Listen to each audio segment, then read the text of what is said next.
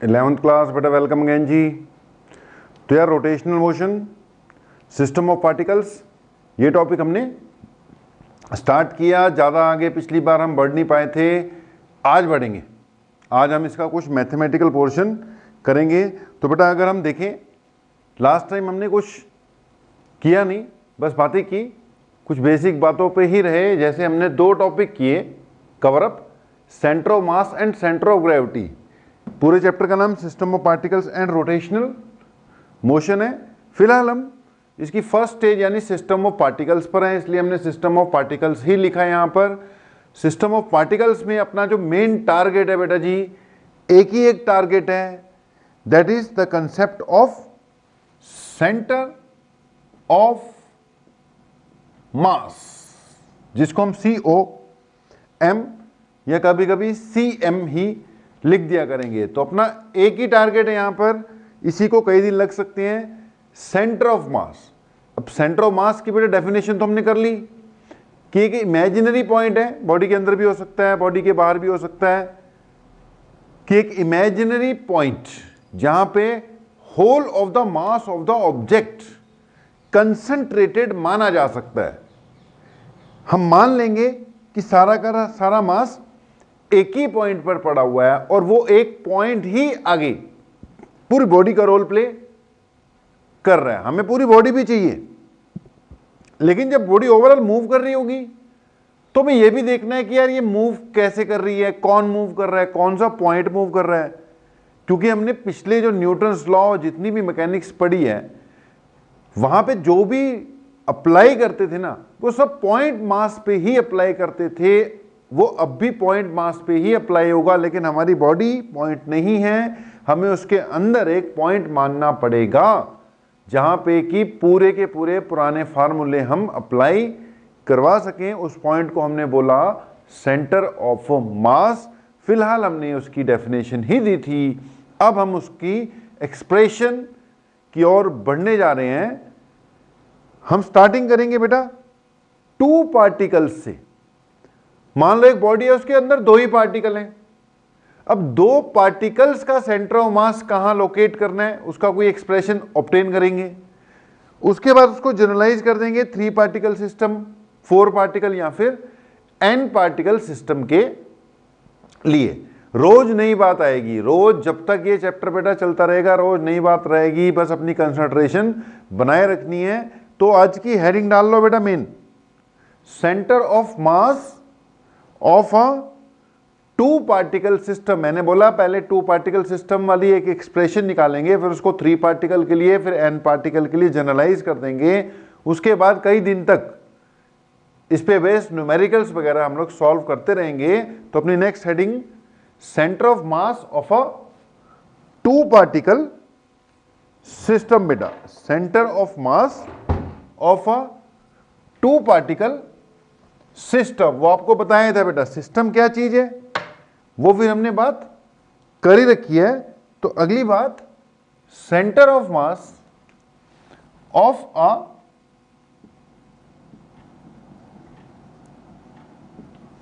2 particle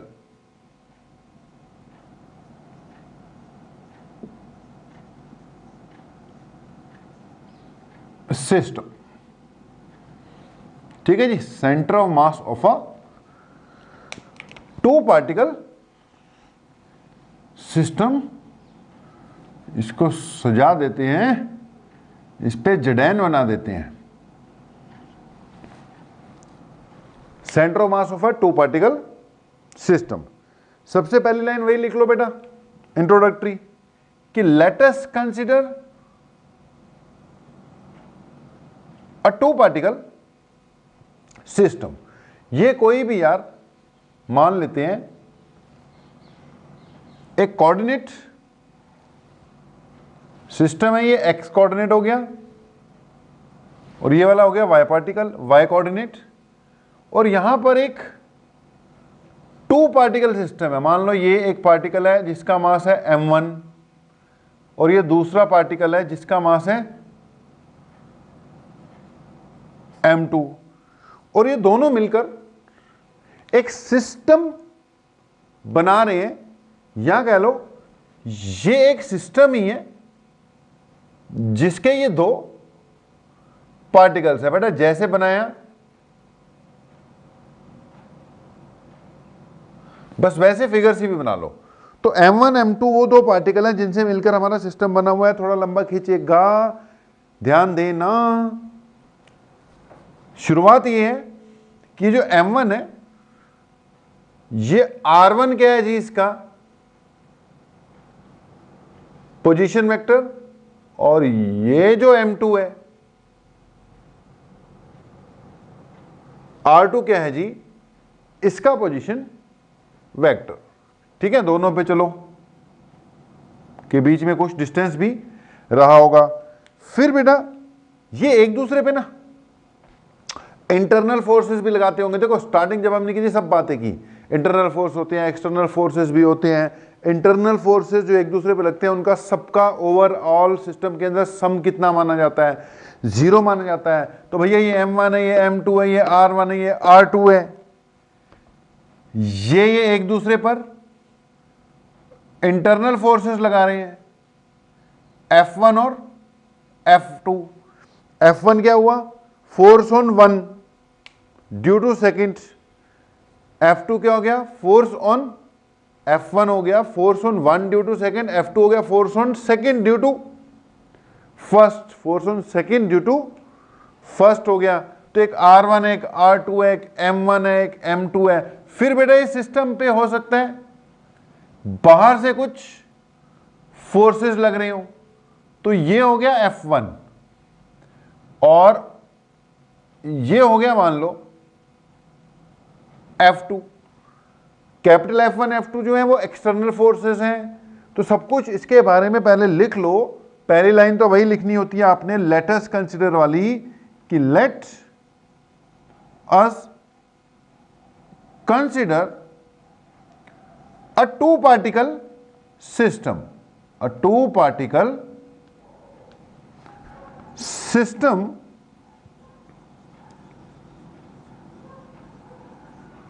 as shown। अब इसमें फिर वही बात, मैं लिखूंगा नहीं, आप लिख लेना। m1 m2 क्या हो गए, पार्टिकल्स ऑफ द सिस्टम। फिर यहां पर लिख लो बेटा जी सबसे इंपॉर्टेंट r1 r2 क्या हो गए, position vectors of F1 and M2। F1 and F2 क्या हो गए, ये इंटरनल फोर्सेस हैं। F1 एंड F2 क्या हो गए, ये एक्सटर्नल फोर्सेस हैं। ठीक है, इसके सामने सामने लिख लिया करो, M1 M2 क्या है, F1 F2 क्या है, R1 R2 क्या है। ये इसके सामने क्या कर लिया, मान लो आपने लिख लिया। ओके, मान लो लिख लिया।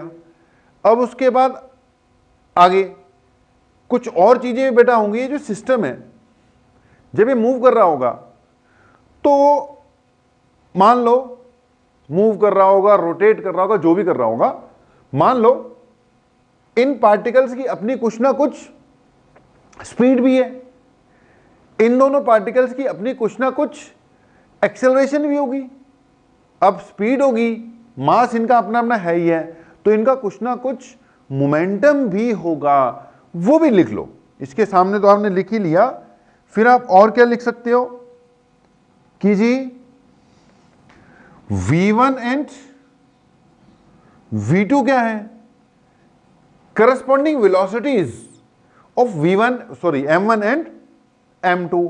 फिर ऐसे ही बच्चे A1 एंड A2 क्या है, करस्पॉन्डिंग एक्सेलरेशन। अब भैया मूव करेंगे, पूरा सिस्टम मूव कर रहा है, रोटेट कर रहा है, रेस्ट पे है, जो मर्जी है, हम मानेंगे इनके पास कुछ ना कुछ V1 एंड V2 है, दोनों की अपनी अपनी एक्सेलरेशन है, दोनों पार्टिकल्स का अपना अपना मोमेंटम भी है।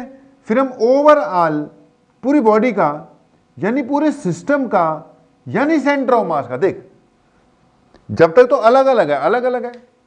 जब तुम कह रहे पूरी बॉडी का मास यहां पे पड़ा हुआ तो वो सेंटर मास हो गया।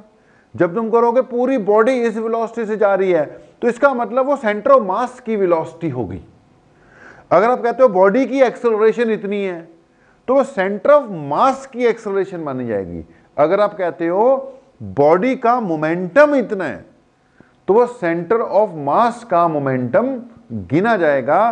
भाई इसलिए हमें अभी तक तो अलग अलग पार्टिकल की वेलोसिटी है, लेकिन यार body will move as a whole, हमें पूरी बॉडी की वेलोसिटी, एक ही वेलोसिटी बतानी पड़ेगी। तो किसकी वेलोसिटी बताते हैं? सेंटर ऑफ मास की। उसके लिए हमें सेंटर ऑफ मास लोकेट करना पड़ेगा। फिलहाल हम उस कोशिश में लगे हुए हैं, ये शुरुआत है।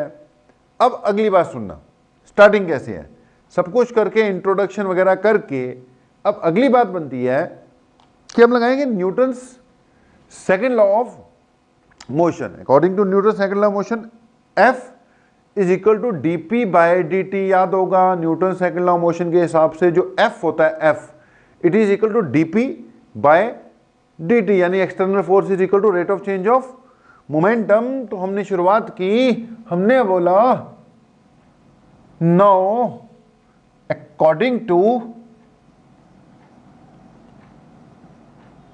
Newton's second law of motion, कल्ले कल्ले पे लगाएंगे बेटा। पहले पार्टिकल 1 पे लगाते हैं, फिर पार्टिकल 2 पे लगाते हैं। पार्टिकल 1 पे जब मैंने लगाया Newton second law of motion, तो देखो उस पे F equal to D P by D t लगाना है। अब उस पे एक तो बाहर से लगा यार फोर्स F1 प्लस एक इसके ऊपर इंटरनल फोर्स भी लग रहा है, ठीक है, फर्स्ट पार्टिकल है। अब इस पे इंटरनल फोर्स भी लगी रहा है, F1 प्लस F1। अब ये इसका बेटा नेट फोर्स है, net force should be equal to dp by dt। बात किसकी हो रही है? पहले वाले की हो रही है, इसलिए हमने लिख दिया dp1 बाय dt। सिमिलरली अगर बेटा जी दूसरे ऑब्जेक्ट के लिए लिखें तो उसके लिए लिखेंगे F2 plus F2 equal to, it will be dp2 by dt। अब सेकंड की बात हो रही है तो dp2 लिख दिया। अब यहां से ध्यान देना, इसको लिखा जा सकता है dp1 equal to F1 plus F2 into d t. अब ये ऐसे रहने दो, इसको इन दोनों को सिंपली क्या कर देते हैं? ऐड कर देते हैं। अगर मैंने इनको सिंपली ऐड ही किया, इसको फर्स्ट मान के इसको सेकंड मान के लिए ऐड कर दो, तो अगर हम इसको क्या कर दें भाई, एडिंग कर दें, यार दो तो पार्टिकल है, ये फर्स्ट का rate of change of momentum है, ये सेकंड का rate of change of momentum है। अगर मैं इसको ऐड कर दूं, एडिंग फर्स्ट एंड सेकंड मान लो, तो यहां क्या आ जाएगा बेटा? F1 plus F2। यहां आ जाएगा F1 प्लस F2। ओके, ये एक्सटर्नल फोर्स मैंने अलग कर दिए, इंटरनल फोर्स अलग कर दिए। ये क्या बन गया? dp1 by dt plus dp2 divided by dt। अब ध्यान से सुनना बेटा, इसको हम करेंगे जीरो, क्योंकि हमने बता रखा है दो पार्टिकल है, दो पार्टिकल एक दूसरे पे फोर्स लगा रहे हैं, इनका नेट इंटरनल फोर्स क्या माना जाएगा? जीरो माना जाएगा। 10 होते तो 10 एक दूसरे पे लगाते, सबकी एक्शन होती, सबका रिएक्शन होता। Net force, sorry, net sum of all the internal forces should be equal to zero. तो ये जीरो करना है। ओवरऑल अपने पास जो इक्वेशन बनती है वो बनेगी फिर नेट एक्सटर्नल। ये नेट एक्सटर्नल है मेरे भाई।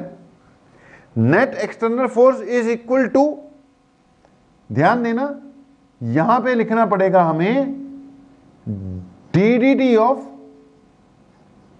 P1 प्लस ddT यानी डिफरेंशिएशन ऑफ P2। अब आगे ध्यान देना, यहां हम लिखेंगे F एक्सटर्नल तक तो पहुंच ही चुके हैं, equal to ddT of M1V1 plus ddT of m2 v2, कुछ नहीं है अभी तक, सब क्या चल रहा है, सिंपल चल रहा है। इसके बाद कुछ चीजों की जरूरत पड़नी है, कंसंट्रेशन बनाए रखना सिस्टम के ऊपर, net external force F external है इक्वल टू मास जो होता है वो कांस्टेंट होता है, तो इसको मैं बाहर निकाल सकता हूं, ये बन गया dv/dt। फर्स्ट की वेलोसिटी है तो dv1 आ गया, प्लस m2 इंटू dv/dt, यहां तक पहुंचे।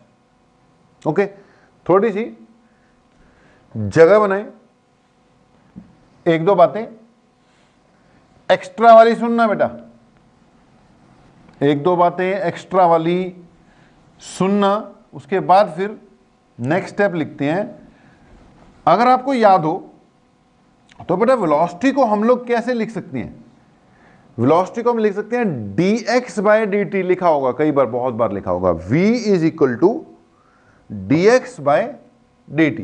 इसका नेक्स्ट स्टेप मैं यहां लेकर आऊंगा, यहां थोड़ी एक्स्ट्रा वाली बात है बेटा जी, वेलोसिटी इक्वल टू dx/dt बहुत बार सुना होगा।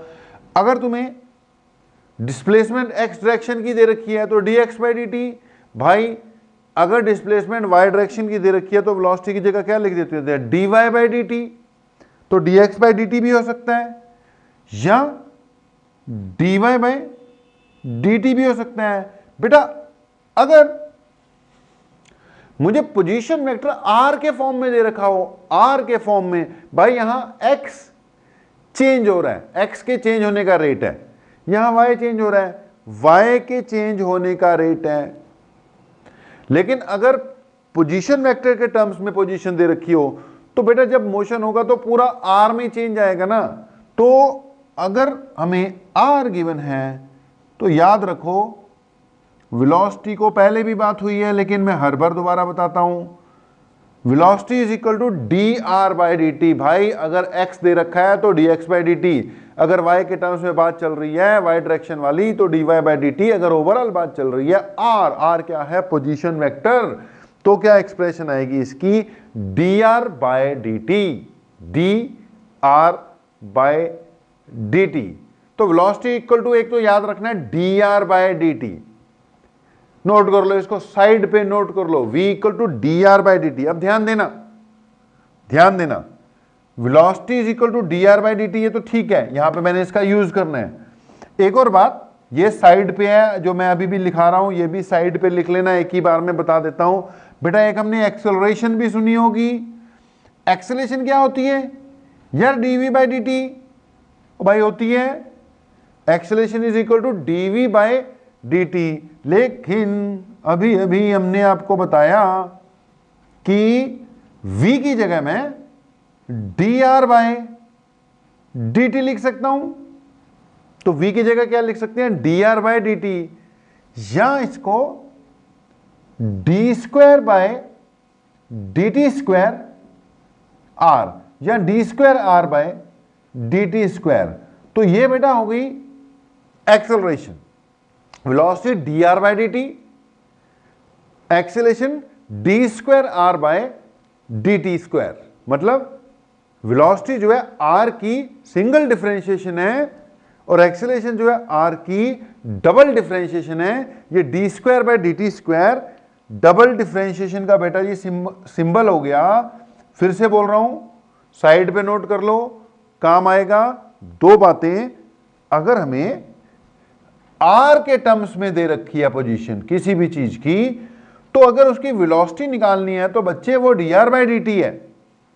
अगर सेम पार्टिकल की सेम पोजीशन पर हमें एक्सेलरेशन निकालनी है तो एक्सेलरेशन d²r/dt²। दोनों चीजों का यूज होना है, इसलिए मैंने पहले बता दिया कि ये वेलोसिटी हो गई, ये एक्सेलरेशन होगी। अगर पहला पार्टिकल है तो उसकी वेलोसिटी होगी dr1/dt, दूसरा पार्टिकल है तो dr2/dt।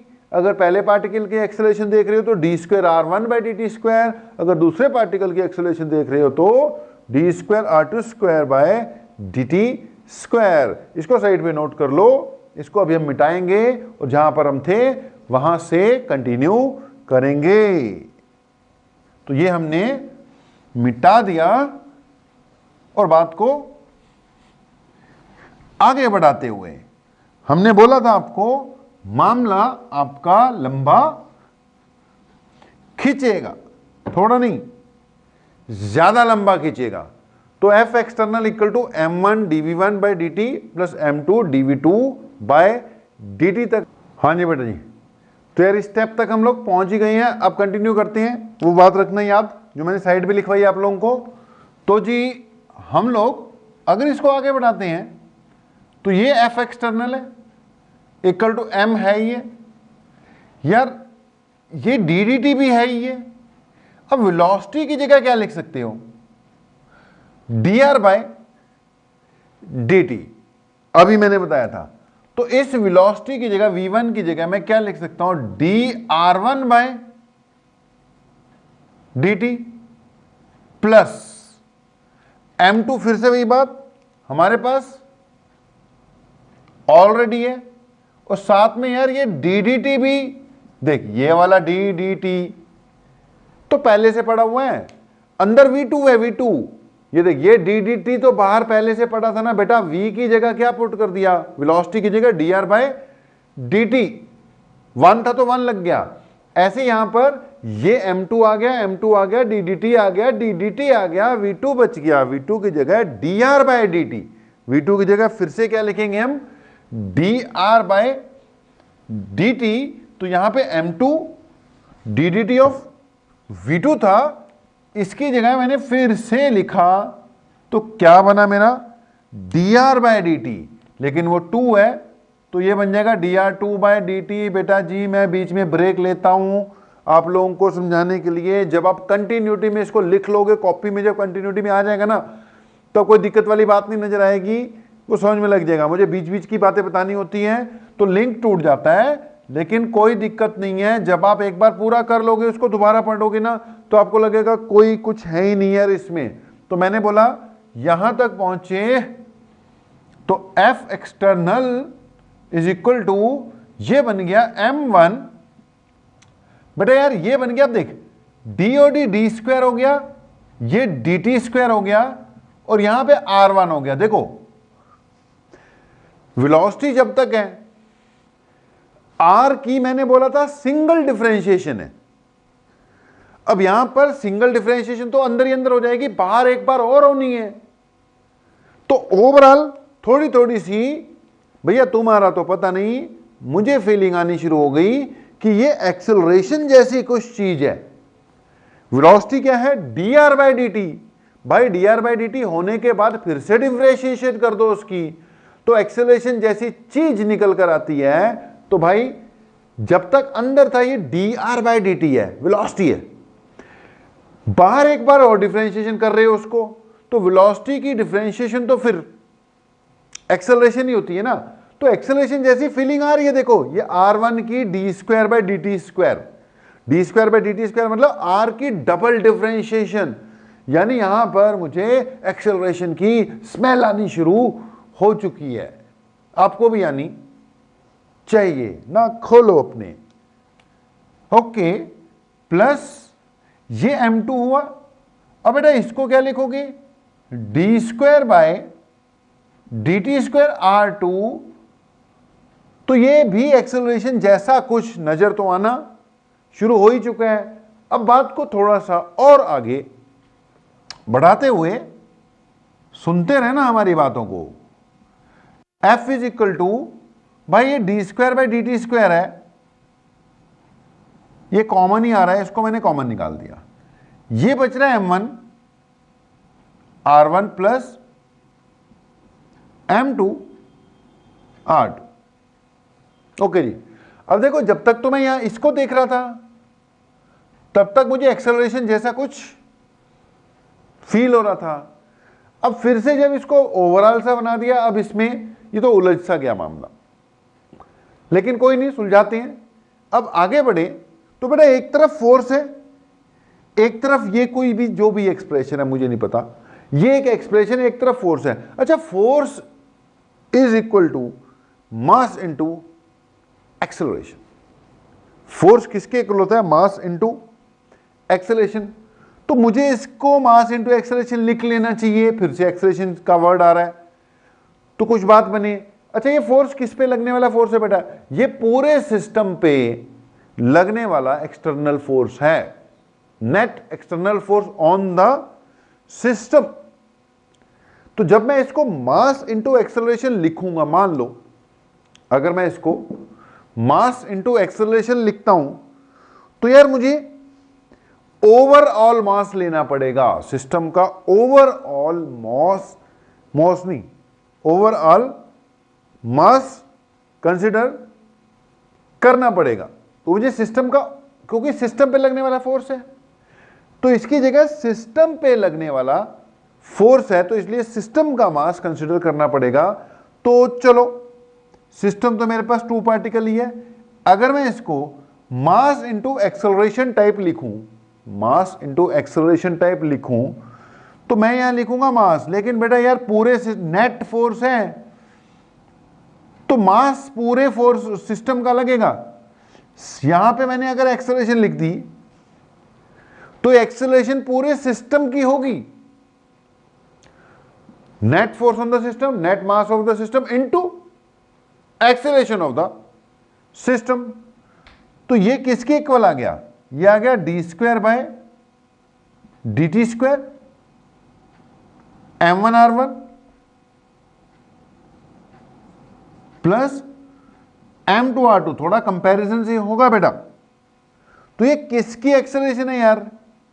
सिस्टम की, ठीक है, सिस्टम की एक्सेलरेशन यानी सेंटर ऑफ मास की एक्सेलरेशन। क्योंकि देखो एक्सेलरेशन आप कल्ले की जब बोल रहे हो तो a1 a2 a3 लिख दोगे, कल्ले की वेलोसिटी बोल रहे हो तो v1 v2 v3 लिख दोगे। लेकिन जब आप बोल रहे हो सिस्टम की एक्सेलरेशन तो भाई सिस्टम की एक्सेलरेशन का मतलब पूरी बॉडी की एक्सेलरेशन, पूरी बॉडी की एक्सेलरेशन मतलब उस पॉइंट की एक्सेलरेशन जहां पे तुमने मान लिया कि पूरी बॉडी का मास अब वहीं पर कंसंट्रेटेड है। सो अगर ये एक्सेलरेशन है तो बेटा किसकी एक्सेलरेशन है? सिस्टम की। ओ भाई सिस्टम की एक्सेलरेशन मतलब ये किसकी एक्सेलरेशन है? Centre of mass of the system की। तो this is acceleration of centre of mass of the system. शुरू में बातें ज्यादा करेंगे, एक बार फार्मूले बन गए उसके बाद तो उनका हम यूज ही करेंगे। एक बार एक्सप्रेशंस आ गई, फार्मूले आ गए, फिर तो बेटा जी हमने उनका क्या करना है? यूज ही करना है। तो करते कराते चलते चलाते लग रहा है हम एक्सेलरेशन तक तो पहुंच ही गए। सब कुछ वेक्टर फॉर्म में लिखा हुआ है तो इसको भी वेक्टर फॉर्म में ही लिखना पड़ेगा। तो एक्सेलरेशन इक्वल टू आ गई m1 प्लस m2, नीचे भेज दिया मैंने, ये आ गया m1r1 प्लस m2r2।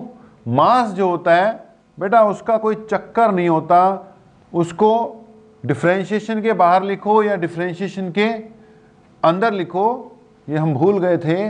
एक्सेलरेशन क्या आई थी? ये मास तो मैंने नीचे भेज दिया था, यहाँ पे D square by D T square भी आना था, तो ये बन गया m1r1 plus m2r2। Okay, acceleration आ गई d square by D T square equal to m1r1 plus m2r2 divided by m1 plus m2। चलो यहां तक पहुंचे हम, एक्सेलरेशन आ गई। भाई किसकी एक्सेलरेशन है? सिस्टम की। यानी किसकी है?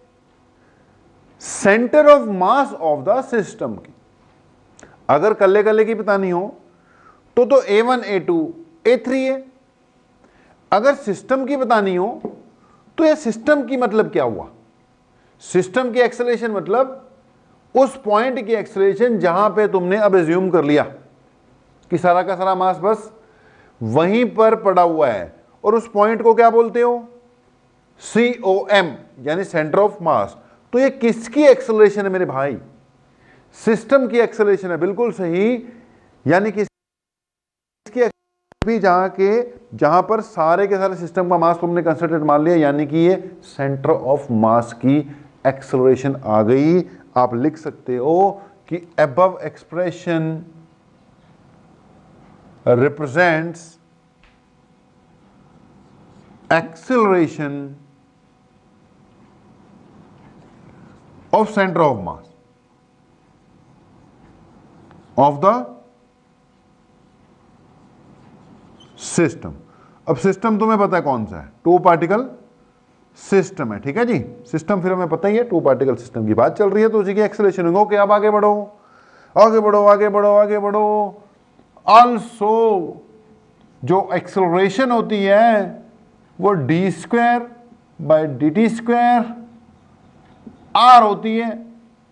अभी अभी हमने बताया आपको, यहां पर इस जगह पे साइड पे बोला था, नोट कर लो।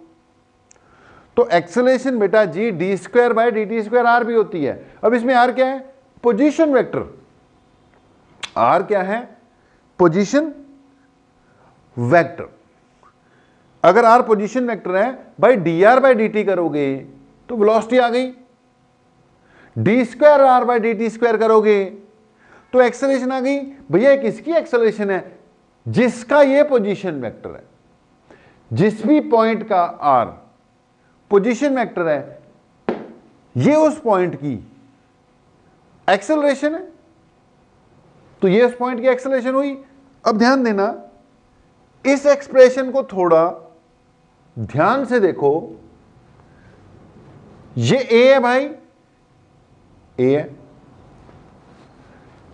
किसकी एक्सेलरेशन है, इतना तो बता दिया, सेंटर ऑफ मास की है। ये जो अपना सिस्टम चल रहा है टू पार्टिकल सिस्टम, उसके सेंटर ऑफ मास की एक्सेलरेशन है। ओके, इसको देख लो, इसको देख लो, ये D square by D T square common आ रहा है, तो सेम सेम से है यार। ये क्या है, आर। तो इसका मतलब ये चीज आर का रोल प्ले कर रही है। आर यानी कि पोजीशन वेक्टर, आर यानी कि पोजीशन वेक्टर। तो मेरे भाई ये चीज पोजीशन वेक्टर का रोल प्ले कर रही है। ये किसकी acceleration, centre of mass of two particle system की, और ये पोजीशन वेक्टर है। भाई किसका पोजीशन वेक्टर हुआ, centre of mass of the two particle system. फिर से सुन लो मेरे भाई, इस एक्सप्रेशन में इसके साथ अगर मैं कंपेयर करूं तो ये जो गोले के अंदर चीज है, ये किसको रिप्रेजेंट कर रही है, आर को। आर क्या होता है, पोजीशन वेक्टर। तो भाई ए अगर एक्सेलरेशन है, ए अगर एक्सेलरेशन है, तो ये centre of mass of two particle system की एक्सेलरेशन प्रूव की हमने। तो इसका मतलब ये वाली चीज, ये जो हमने सर्कल से के अंदर रखी है, ये उस टू पार्टिकल सिस्टम का पोजीशन वेक्टर आ गया। तो आप लिख लो, यहां तक लिख लिया, यहां तक लिख लिया, ये भी लिख लिया, ये अपना लास्ट स्टेप था। उसके बाद आल्सो करके ये भी लिख लो, ठीक है, आल्सो करके यहां तक लिख लिया होगा, बाकी मैंने समझा दिया। उसके बाद एक लाइन लिख लो कि by comparison we observe that, लिख लो भाई, by comparison we observe that the quantity m1r1 plus m2r2 divided by m1 plus m2 represents, we observe that the quantity फिर ये लिखकर m1r1 plus m2r2 divided by m1 plus m2 represents position vector of, represents position vector of center of mass of the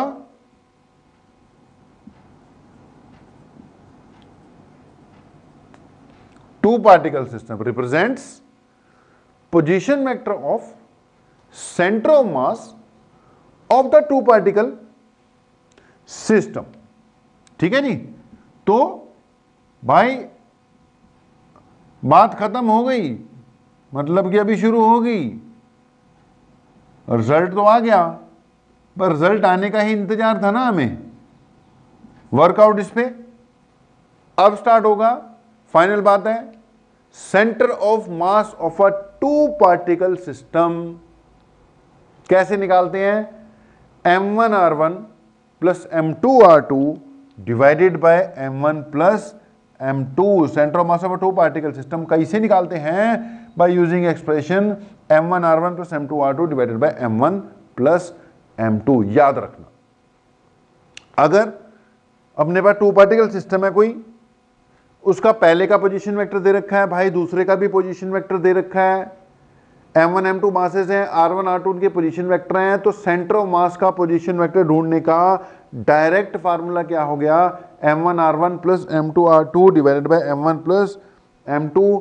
derive करना भी आना चाहिए इसको, और result तो खैर फिर वैसे ही रट जाएगा ना, रिजल्ट तो वैसे ही रट जाएगा, लेकिन फिर भी बेटा एज ए आर्टिकल एग्जाम में आ जाता है, डिराइव करना भी आना चाहिए। वैसे आ गया centre of mass of a two particle system m1 r1 plus m2 r2 divided by m1 plus m2। Okay, अब बढ़ते हैं थोड़ा सा आगे, नोट पॉइंट डाल लेना। अब चीजों को डिस्कस करवा रहा हूं बेटा, वो फिर नोट में आ जाएंगी, बड़े डिस्कशन पॉइंट होंगे। पहली बात तो ये याद कर लो कि centre of mass of a two particle system की एक्सप्रेशन क्या हो गई जी? m1 r1 plus m2 r2 divided by m1 plus m2। कोई भी बेटा टू पार्टिकल सिस्टम है, मासेस दे रखे हैं, एक बात तो अब तय हो गई ना, सेंटर ऑफ मास कैसे निकालोगे? m1 r1 plus m2 r2 divided by m1 plus m2 करके हम इसको कैलकुलेट कर लेंगे, ठीक है। RCM equal to m1 r1 plus m2 r2 divided by m1 plus m2। अब भाई नोट वोट डालो, बहुत बातें करने के लिए। पहले तो ये लिख लो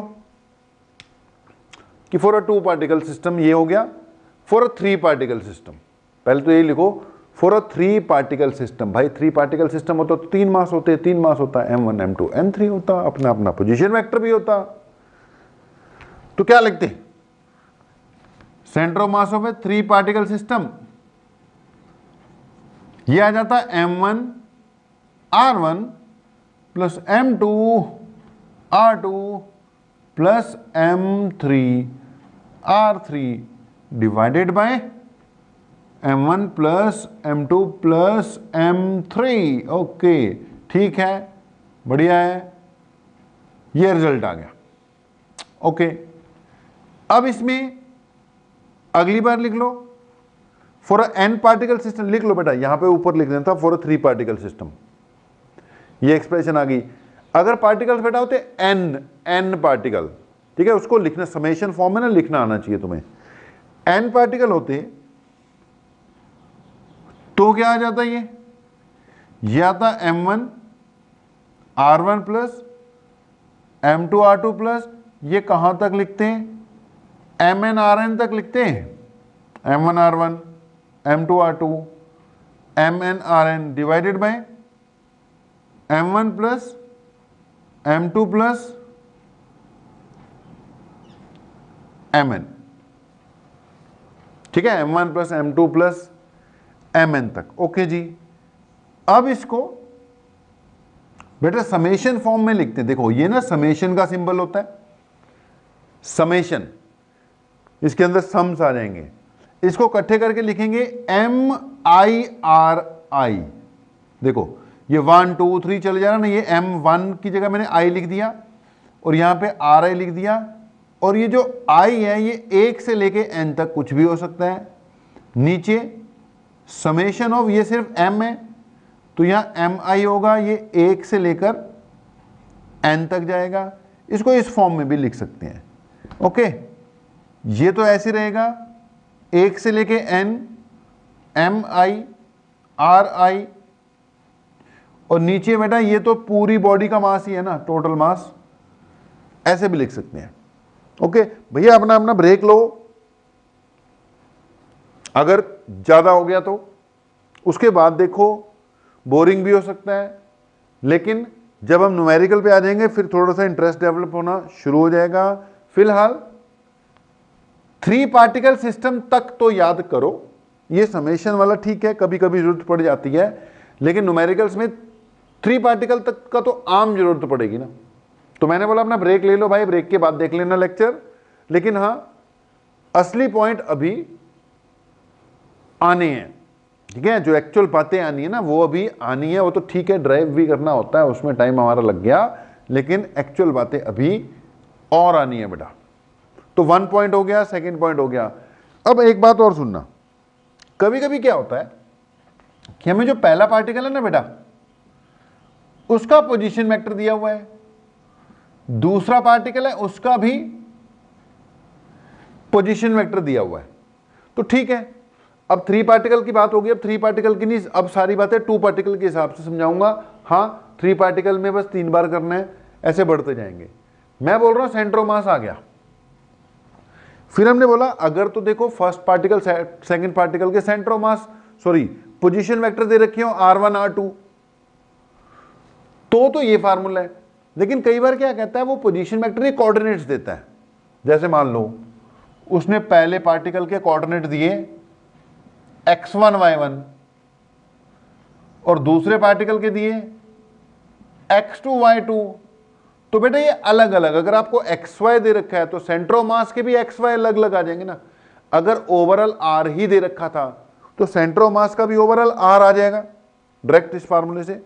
अगर उसने xy दे रखे हैं तो सेंटर ऑफ मास के कोऑर्डिनेट कैसे ढूंढोगे, सिंपल, उसके लिए कोऑर्डिनेट्स ऑफ, अगर मैंने सेंटर ऑफ मास ढूंढे तो मैं लिखूंगा सेंटर ऑफ मास का x कोऑर्डिनेट अलग निकाल लूंगा, भाई उसने x y अलग अलग दे रखे है तो मैं उसकी कोऑर्डिनेट भी अलग अलग निकालूंगा। सेंटर ऑफ मास का x कोऑर्डिनेट क्या बना, ये हो जाएगा m1 x1 plus m2 x2 divided by m1 plus m2। और y कोऑर्डिनेट कैसे निकालोगे, simple m1 y1 plus m2 y2 divided by m1 plus m2। मतलब अगर उसने कोऑर्डिनेट दे रखे हैं भाई तो कोऑर्डिनेट निकाल लो, अलग अलग निकल जाएंगे। अगर उसने r दे रखा है तो r निकाल लो, इकट्ठे निकल जाएगा। ओके जी, एक ये बात हो गई।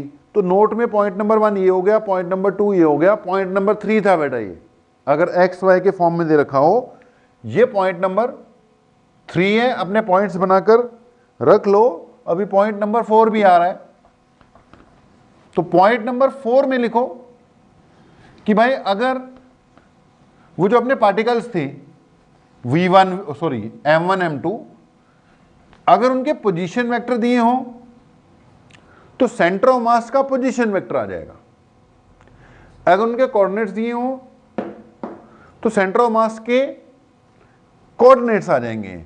भाई अगर उनकी वेलोसिटीज दी हो V1 V2 तो सेंटर ऑफ मास की वेलोसिटी आ जाएगी। अगर उनकी एक्सेलरेशन दे हो A1 A2 तो सेंटर ऑफ मास की एक्सेलरेशन आ जाएगी। भाई मोमेंटम दे रखे हो तो सेंटर ऑफ मास का मोमेंटम आ जाएगा। जैसे एक हमारे पास एक्सप्रेशन है RCM,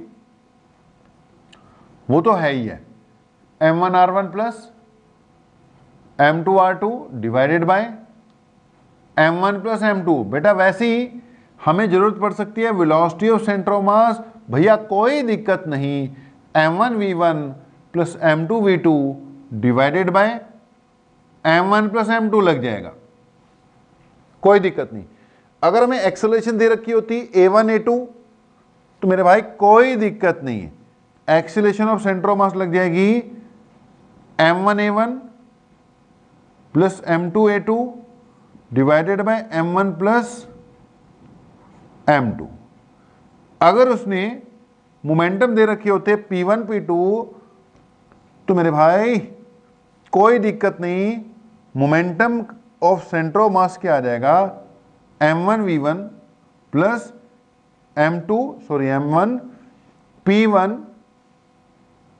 plus m2p2 divided by m1 plus m2। तो यार कभी भी किसी भी एक्सप्रेशन की जरूरत पड़ सकती है, किसी भी एक्सप्रेशन की जरूरत हमें पड़ सकती है। तो आर्टिकल वाइज अगर आप डेरिवेशन की बात करते हो तो वो वहीं खत्म हो गई जब रिजल्ट क्या आ गया था, r equal to m1r1 plus m2r2। हाँ जी बेटा, तो होपफुली अभी तक का जो भी बेटा टॉपिक कवर अप किया हमने क्लियर हुआ होगा। थोड़ा सा और कराएंगे, एक नोट पॉइंट रहेंगे, एक न्यूमेरिकल कराऊंगा। ओके जी, एक नोट पॉइंट अभी रह गया अपना, वो कराते हैं, एक न्यूमेरिकल कराते हैं। आज की बात को यहीं खत्म करते हैं, लेकिन अच्छे से कर लेना। अब नेक्स्ट क्लास से फिर इसके न्यूमेरिकल्स ही न्यूमेरिकल्स हैं। इसकी बेटा जो नेक्स्ट लाइव आएगी ना, एक तो लाइव में मैं अपनी तरह से कुछ न्यूमेरिकल्स कराता हूं आपको। जो इसका सेकंड लेक्चर हो गया, ठीक है, आपने पढ़ लिया, इसको बड़ा ध्यान से कराता हूं यार मैं, बिल्कुल रिलैक्स, ज़्यादा टेंशन नहीं लेनी, धीरे धीरे करो। आपको लग रहा है कुछ नहीं अभी हो रहा, कोई चक्कर नहीं है। फर्स्ट लेक्चर में कुछ नहीं, बस बेसिक हमने सेंटर ऑफ मास क्या होता है, सेंटर ऑफ ग्रेविटी क्या होता है, ये बताया, बस बहुत है वो। सेकंड लेक्चर में एक्सप्रेशन आ गई, तुमने एक्सप्रेशन आने के बाद फार्मूला याद कर लिया, बहुत है। सेकंड लेक्चर के एंड तक आपने फार्मूला याद कर लिया, वो बहुत है। नेक्स्ट अपनी जो लाइव क्लास आ रही है कल वाली, उसमें मैं खुद न्यूमेरिकल निकलवाता हूं। पहले 8-10 जितने भी होंगे अपनी तरफ से पहले खुद निकलवाते हैं, बोर्ड पे भी आ जाएंगे। जब ये हो चुके होंगे ना 8-10 बोर्ड पर, 8-10 पहले खुद निकलवा दूंगा, उसके बाद फिर आप अपनी प्रैक्टिस स्टार्ट करना। होएंगे बढ़िया से, होएंगे सही होएंगे। पहले मैं स्टार्टिंग इसकी खुद ही दे दूंगा, आज एक ही कराऊंगा। ओके, नोट पॉइंट भी मेरा एक रह गया यार, कि इतना हमने देख लिया कि centre of mass of a 2 particle system का एक्सप्रेशन आ गई बेटा जी, m1r1 plus m2r2 divided by m1 plus m2। अच्छा, कई बार हम क्या कह देते हैं कि मान लो सेंटर ऑफ मास ओरिजिन पे पड़ा है, पहले एज्यूम कर लिया कि सेंटर ऑफ मास कहां पड़ा है जी, ओरिजिन पे पड़ा हुआ है। तो अगर हमने मान लिया बेटा सेंटर ऑफ मास कहां पड़ा है, इट इज प्लेस्ड एट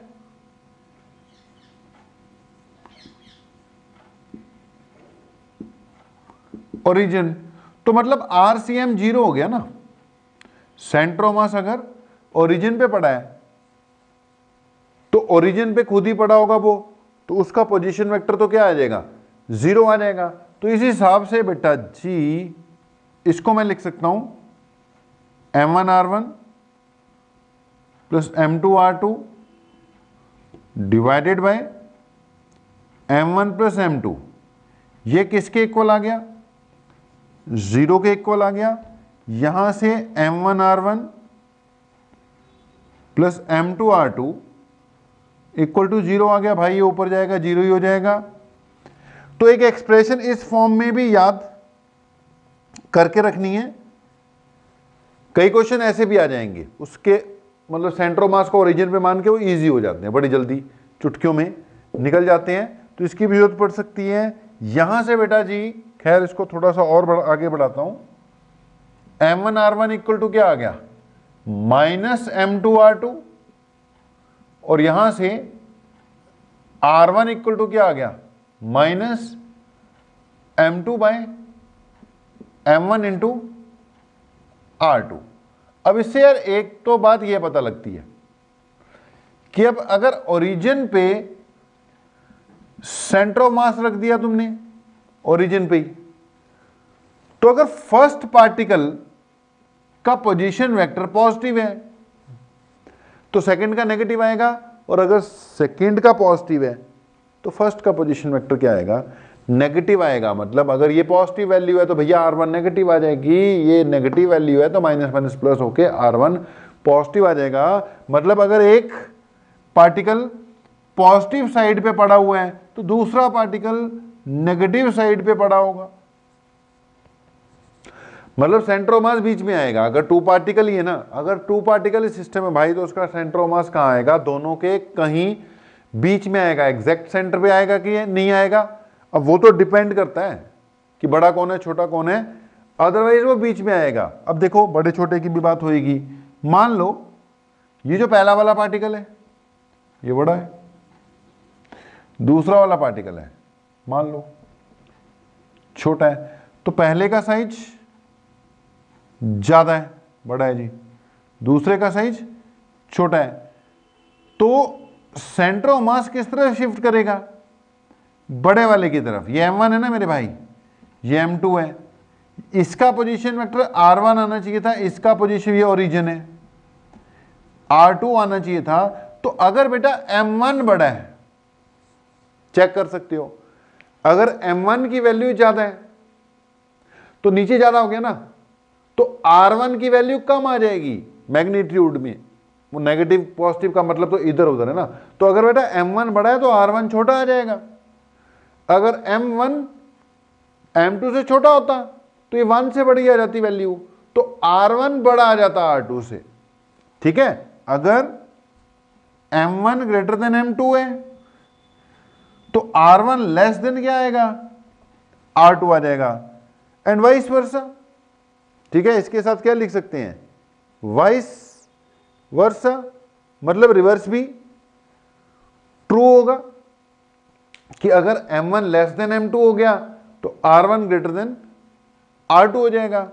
तो बेटा यार ये कुछ एक्सप्रेशन हैं, फिर वही बात, एक्सप्रेशन से उलझेंगे तो फिर ज़्यादा याद नहीं होती। मैंने बोला आज की डेट में आपको एक एक्सप्रेशन भी याद होगी ना कि सेंटर ऑफ मास का पोजीशन वेक्टर होता है m1 r1 plus m2 r2 divided by m1 plus m2, या 3 पार्टिकल सिस्टम के लिए m1 r1 plus m2 r2 plus m3 r3 divide by m1 plus m2 plus m3, उतना ही बहुत है।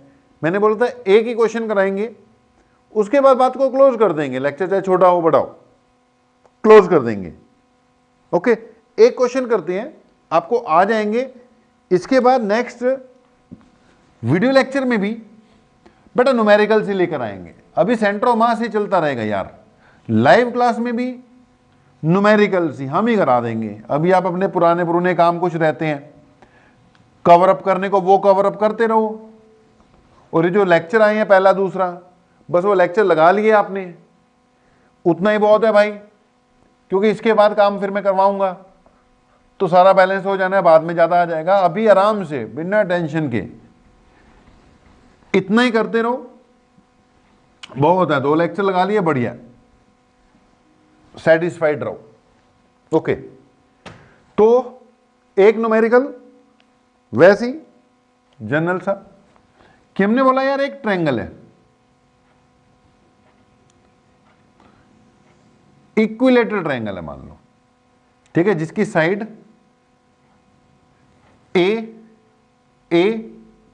और ए है, इक्विलेटरल ट्रायंगल है। इसके तीनों वर्टिसेस पर हमने कुछ मासेस रख दिए, अनइक्वल रखेंगे, इक्वल रख देंगे तो फिर वो तो उसके ज्योमेट्रिकल सेंटर पर सेंटर ऑफ मास आ ही जाएगा बिना ढूंढे हुए। मान लो ये जो मास मैंने रखा, ये मान लो 3m है, ये वाला 5m है, और ये भी मान लो 5m है। ठीक है जी, ये स्थिति है। कुछ नहीं दिया अगले ने, कोई कोऑर्डिनेट नहीं, कोई आर नहीं, कोई लेना नहीं, कोई देना नहीं। ना तो आर की बात, हमारा फार्मूला तो आर में चल रहा है, ना आर की बात यहां पर कोई हो रही है, या फिर एक्स वाई के फॉर्म में लिखे हैं ना एक्स वाई के फॉर्म में। उसने ऐसे दे दिया यार इक्विलेटरल ट्रायंगल है ऐसे करके, इसका सेंटर ऑफ मास की पोजीशन ढूंढो भाई। तो बेटा इसमें फिर ना आपको अपने हिसाब से कुछ ना कुछ असम्पशन लेनी पड़ेगी, कहीं ना कहीं ओरिजिन मानना पड़ेगा। वैसे तो सबसे बढ़िया यही है, इसी पॉइंट को ओरिजिन मान लो, लेकिन वो कोई जरूरी नहीं है। अब जिसको मर्जी मानो आंसर चेंज आएंगे, जिसको मर्जी मानोगे आंसर चेंज आएंगे लॉजिकली। तो ये वाला जो पॉइंट है उसको ओरिजिन मानूंगा, ये एक्स एक्सिस हो जाएगी, ये वाई एक्सिस होगी, चलो, और जो आपका फर्स्ट मास है ना, ये तो किस पे पड़ा हुआ है, ओरिजिन पे पड़ा हुआ ही मान लिया जाएगा। तो यार इसके अगर मैं कोऑर्डिनेट चेक करता हूं तो वो तो 0 0 आ जाएंगे। अगर सेकंड वाले के चेक करता हूं बेटा जी, इसका एक्स कोऑर्डिनेट तो ए है, वाई कोऑर्डिनेट 0 ही है। सोच सकते हो एक्स एक्सिस में तो एक ही दूरी पर है, वाई कोऑर्डिनेट तो है ही नहीं ना, एक्स एक्सिस पे पॉइंट है। अगर तीसरे वाले पार्टिकल की बात करते हो, तीसरे वाले पार्टिकल की बात करते हो तो इसका बेटा यार एक्स कोऑर्डिनेट जो है, अब देखो इक्विलेटरल ट्रायंगल था, इक्विलेटरल ट्रायंगल था, तो यहां पे जब आप परपेंडिकुलर डालोगे ना तो बिल्कुल इसको बाइसेक्ट ही करेगा। इक्विलेटरल ट्रायंगल है, अगर आप वर्टेक्स से दूसरी साइड पे परपेंडिकुलर डाल दोगे तो वो नीचे वाली साइड को दो भागों में बांट देगा, दो बराबर भागों में बांट देगा। तो ये डिस्टेंस जो है यहां से यहां तक a/2 हुआ, ये वाला भी a/2 हुआ। आप ध्यान से देख सकते हो इस पॉइंट का मेरे भाई एक्स कोऑर्डिनेट जो है वो कितना हुआ, a/2 हुआ। ठीक है, इस पॉइंट का जो एक्स कोऑर्डिनेट है वो कितना हुआ, a/2 हो गया। और y कोऑर्डिनेट ढूंढ लेते हैं इस पॉइंट का, इसका ये y कोऑर्डिनेट है, ये x कोऑर्डिनेट है। x कोऑर्डिनेट तुमने ढूंढ लिया, ये y कोऑर्डिनेट है वो ढूंढ लेंगे। y कोऑर्डिनेट यहां से यहां, यहां से यहां है ना बेटा y कोऑर्डिनेट, यानी ये भी चीज, ये चीज y कोऑर्डिनेट हो गई, उसको ढूंढ लो, पाइथागोरस से निकलेगा मेरे भाई। ये y कोऑर्डिनेट है, ये पाइथागोरस से निकला। पाइथागोरस में एक साइड पता है, दूसरी साइड पता है, y इक्वल टू, ध्यान से सुनना, अंडर रूट हाइपोटेन्यूज का स्क्वायर माइनस साइड का स्क्वायर।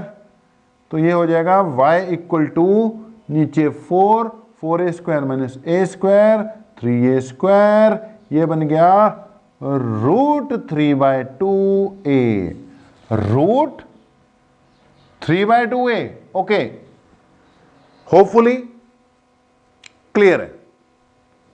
मुझे ये जो तीन पार्टिकल हैं ऐसे ऐसे पड़े हुए हैं, इसके सेंटर ऑफ मास की पोजीशन चाहिए। तीन पार्टिकल है यार, तीनों के कोऑर्डिनेट आगे देख, सिंपल, तीनों के कोऑर्डिनेट आगे m1 जो कि कितना था 5m था, m2 जो कि कितना था 5m ही था, m3 जो कि कितना था 3m था। यार सिंपल, तीनों के कोऑर्डिनेट तो मिल गए।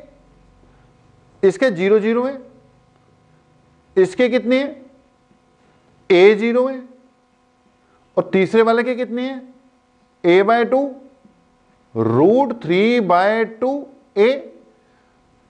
सेंटर ऑफ मास के कोऑर्डिनेट चाहिए भाई। मैंने बोला जब r गिवन होगा तो r ढूंढना, जब xy गिवन होंगे तो सेंटर ऑफ मास का भी सीधा क्या ढूंढना, xy ढूंढना। तो सेंटर ऑफ मास का अगर मैं x कोऑर्डिनेट देखता हूं तो सिंपल है, m1x1 प्लस m2x2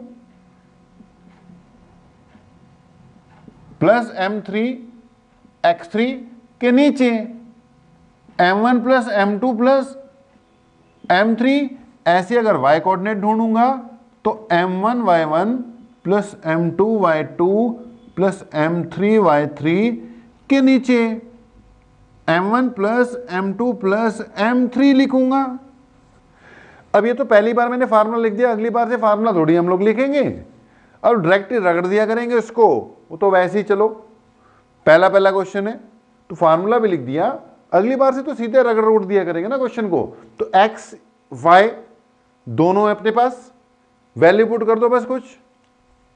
अगर मैं x कोऑर्डिनेट कैलकुलेट करता हूं तो m1 5 है मेरे भाई, इसके कोऑर्डिनेट x कोऑर्डिनेट 0 है, ठीक है जी, प्लस दूसरा वाला भी 5 है, उसका x कोऑर्डिनेट a है, प्लस तीसरा वाला 3m है ना, m साथ में लगाने हैं, 5m m के फॉर्म में लिखा हुआ है 5m, ये 3m है, इसका x कोऑर्डिनेट कितना है a/2 है, और नीचे क्या आ जाएगा m1 plus m2 plus m3, यानी 5 प्लस 5 10 प्लस 3 13m। इसको सॉल्व कर लो मेरे भाई, जो भी आएगा आंसर आ जाएगा। ये तो 0 हो गया, ये 5m है ना। क्या बाहर कॉमन क्या आ जाएगा आपका, a दोनों में है, m दोनों में है, तो am बाहर आ जाएगा, am बाहर गया, ये बन गया 5 प्लस 3/2। देख लेना भाई गलती ना कर दी हमने, 2 नीचे आ गया, 10 13/2m a। ये आ गया बेटा इसका x कोऑर्डिनेट। मैंने बोला चेक कर लेना, चेक गलती ना हो गई हो। तो एक ये चीज ऐसी, जो y आपका y equal to m1 y1 होगा, m1 कितना था 5m, y कोऑर्डिनेट कितना है इसका 0, m2 कितना 5m, y कोऑर्डिनेट कितना 0, m3 कितना 3m, y कोऑर्डिनेट कितना √3/2a, नीचे कितना आ गया 13m ही आएगा, 5 5 10 3 13। इसको सॉल्व कर लो, ये 0 हो गया।